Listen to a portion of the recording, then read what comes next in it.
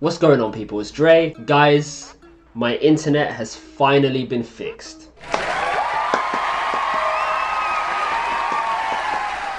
After all these years of crappy internet speeds, I am now able to play online without any interruptions. Before, my internet was terrible. Like, if you've played with me before, you'll know how crap it was. In first-person shooters, I'd be moonwalking, running in the same spot. Even got to a point where my deaths weren't even registering. Like, I'd be shooting someone, but on their screen, I was already dead. Let me just show you how bad it was.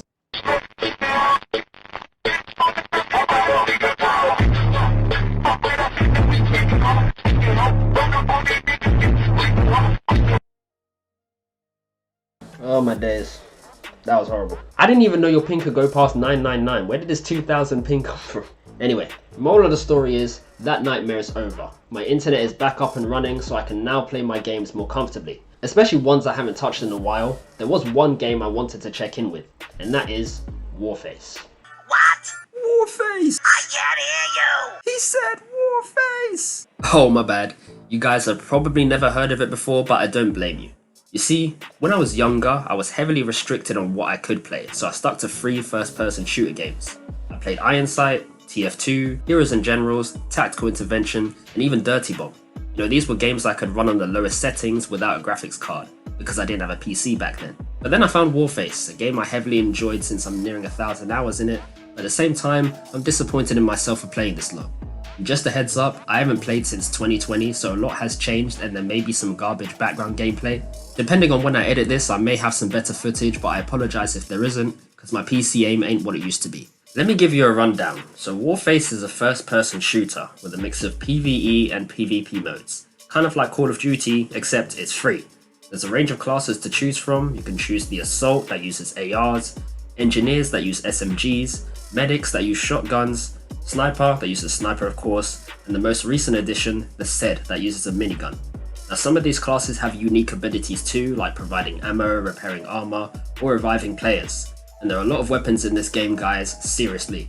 In addition to the ones I mentioned earlier, you can also get pistols, different melee weapons. Some of these are hidden behind paywalls though, but for a lot of them you can unlock in the new revamped progression system, which I'll talk about in a bit. You can also unlock different armor mods, headgear, vests, gloves, boots, which can improve your character's capabilities, like more bullet resistance to be more tanky, improve your stamina, sprint or slide speed, etc. And one cool unique aspect is that you can customize these weapons on the fly. You know, the game is a bit slow paced, so you'll have time to prepare for different engagements as the match is going on. This is a 2013 game, so props to them. I don't think many FPS games let you do this back then. All of this was great. The only problem I had with this game is that it was too grindy. All the vendor weapons and gear were given to you at random. You couldn't choose the specific ones you wanted. The only thing you could choose was the category you wanted to put XP towards, either weapon, attachment or armor piece. Luckily there's been an overhaul and things are much easier now. Unlocks are actually now based on your player level. Every time you level up, you can choose 1 of 4 items which range from the vendor weapons I mentioned earlier, with some additional ones that were exclusive to past events, shops or newly released ones as well. You can also unlock Warface dollars, XP boosts or crowns which can be traded in for weapons and gear. I believe they've also lowered the XP required for each rank, so players should level up faster compared to the grindfest it was before. For returning players like myself, you don't actually have to start again. Everything you unlocked before this update is still kept in your inventory. But for items you can choose, you may need to confirm them when you first log in. The only downside is, once you hit level 80, there's nothing else to really unlock apart from a gold weapon box which is hundreds of levels away. So it's becoming a bit of a grind fest once again. However, there is now a battle pass, so similar to how COD do theirs, so I guess that gives players more to unlock anyway. So now you know how crappy the progression system was when I started playing, and to be honest, now's the best time for new players to join, because you can actually choose the gear you want this time and it costs less XP. Let's see what the game modes have to offer. As you know, Warface is a PvE and PvP based game. PvP contains all the modes you'd expect from an FPS game, you know, TDM, Domination, Free-for-all, and some unique ones like Storm, which sees which team can capture objectives the fastest. That's my go-to, it's very fun. As for the maps, they all look great, you know, there's a good variety of small, medium and large maps. Again, I think there's been some inspiration from COD, you know, the oil depot map resembles the shipment map, etc. Currently, you can actually choose the specific map you want to play on. I personally think this is pointless though, because Warface, especially in 2022, doesn't have enough active players to do something like this, so you're better off just choosing a game mode in general, because 9 times out of 10 there won't be enough players, or any players at all, on the map you want. which could leave you waiting for ages.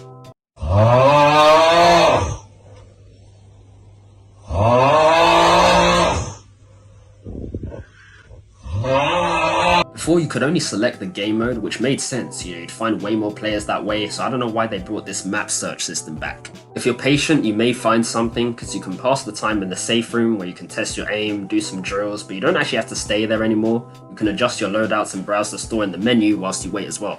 In terms of the gameplay itself, it's fun, not as fast paced and definitely not as loud as COD since you don't have streaks, so sometimes games could end up being a bit on the quiet side. I'd suggest newer players should hold off until they get an epic or legendary weapon and your aim is up to par. In Warface, headshots are everything, it's recommended in every FPS game, but because of the armor system I mentioned earlier, most enemies you face in this game will be quite tanky, so hitting body shots is almost pointless and you'll get outgunned every time as the TTK margin is very wide for headshots and body shots. That's why most players are either using the Assault or Medic class. Assault gives you that range, and Medics, carry shotguns. Enough said.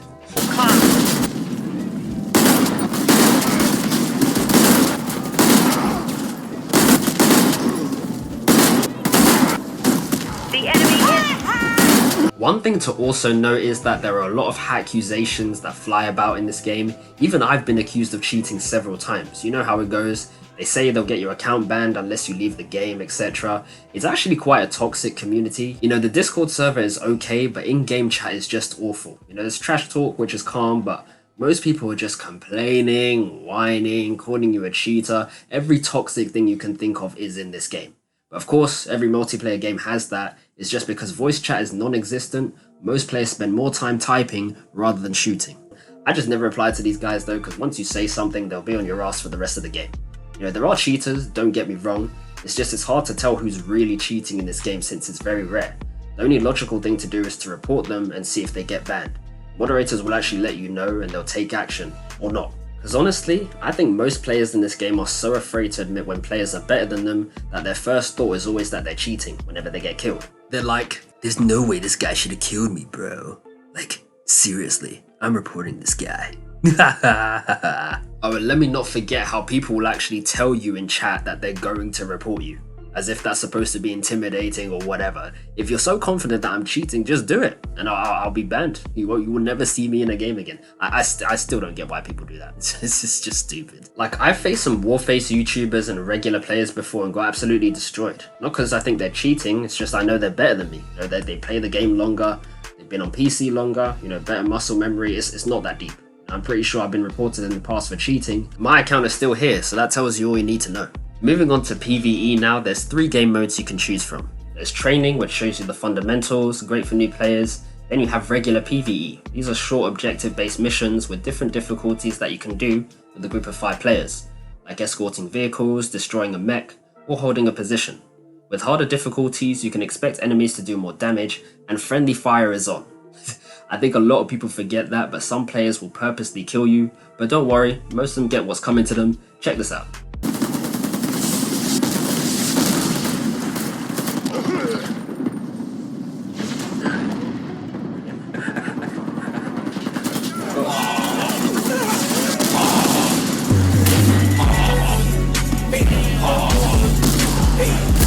Players don't actually get penalized for this, unfortunately. You've just gotta hope it's not a medic that's killing you, or you can just leave and find a new match if they're starting to grief you. There's even some players who will wait just before the round ends so no one can kill them back. Talk about ultimate betrayal. This one was kind of funny though.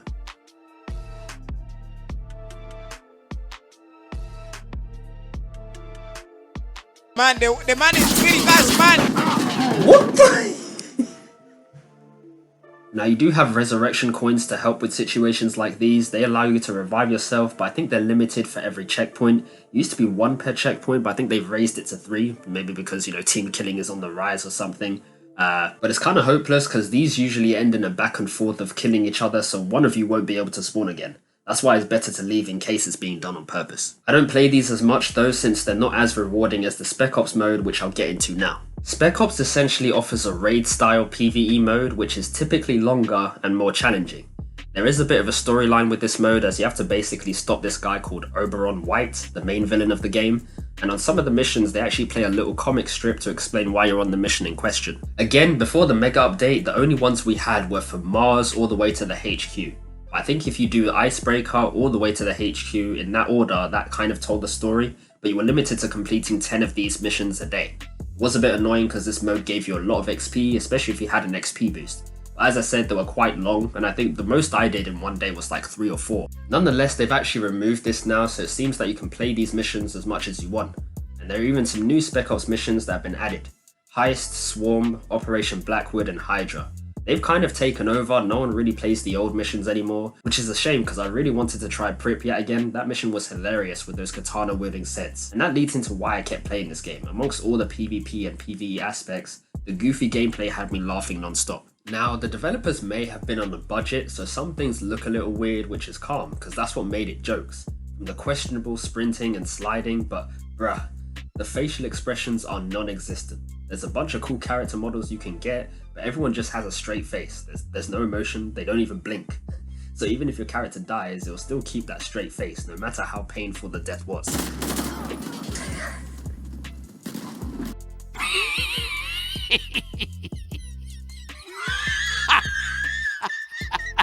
Then you have Ragdoll Physics. Now you'll die, but very specifically. The Ragdoll is actually quite restrictive on how character models can position themselves when they die. So sometimes you may end up in odd but recognizable positions.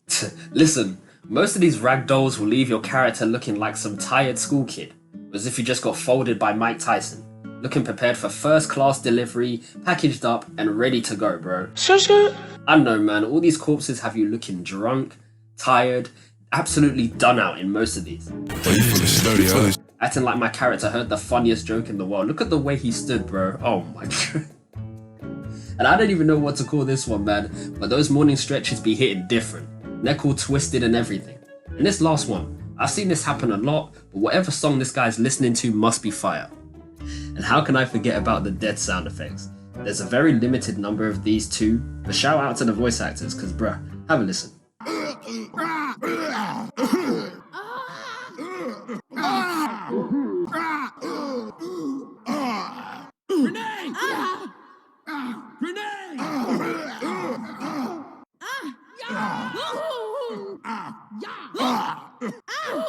The command post. Like, look at how confident this guy was, bro. I was rooting for him. He was making a play for the objective, did this little slide through the gap, and then bam! Body slumped. And that was it for me. That made my experience great. You know, I wasn't too worried about my KD or failing a mission per se. I just had a fun time watching how crazy and ridiculous the gameplay looked. So yeah, that covers most of it. Warface has its ups and downs. It's an okay game. I think they were a bit too late with the recent update. This is how it should have been from the start, but I understood the money making aspect. They eventually got some money out of me, even though I was trying to go free to play to begin with. But I barely see 2,000 to 3,000 players on here anymore, so it could be on its last legs. The Discord server is still active though, so you can always find people to play with, but I don't think I'll commit to it, you know, I think I've had my fun, but I just wanted to show you guys a game I found to be one of the more comedic, yet interesting free to play games. But yeah, that's it.